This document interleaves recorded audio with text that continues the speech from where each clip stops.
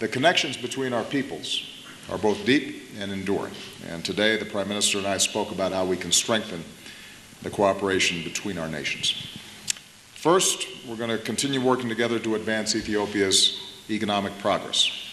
Ethiopia has one of the fastest growing economies in the world and one of the largest economies in Africa. And we want to sustain that momentum because a growing and inclusive economy in Ethiopia means more opportunities for the Ethiopian people and more trade and investment between our nations, which in turn helps to create American jobs. With the renewal of the African Growth and Opportunity Act, we'll work to further open American markets to Ethiopian products and help expand private sector investment in Ethiopia. Second, we're stepping up our cooperation on development, where Ethiopia has proven itself a global leader. Third, our security cooperation is pushing back against violent extremism.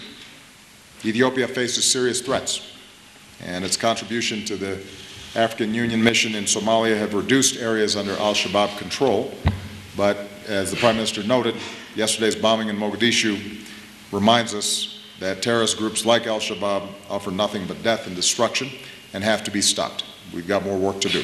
Ethiopia has also been a key partner as we seek to resolve the ongoing crisis in South Sudan. Later today, the Prime Minister and I will meet with leaders from across the region to discuss ways we can encourage the government and opposition in South Sudan to end the violence and move toward a peace agreement. And finally, I would note that everything I've mentioned, sustained and inclusive growth, development, security gains, also depends on good governance. We had a frank discussion in a global economy that's increasingly driven by technology and the internet. Continued growth in Ethiopia depends on the free flow of information and open exchanges of ideas.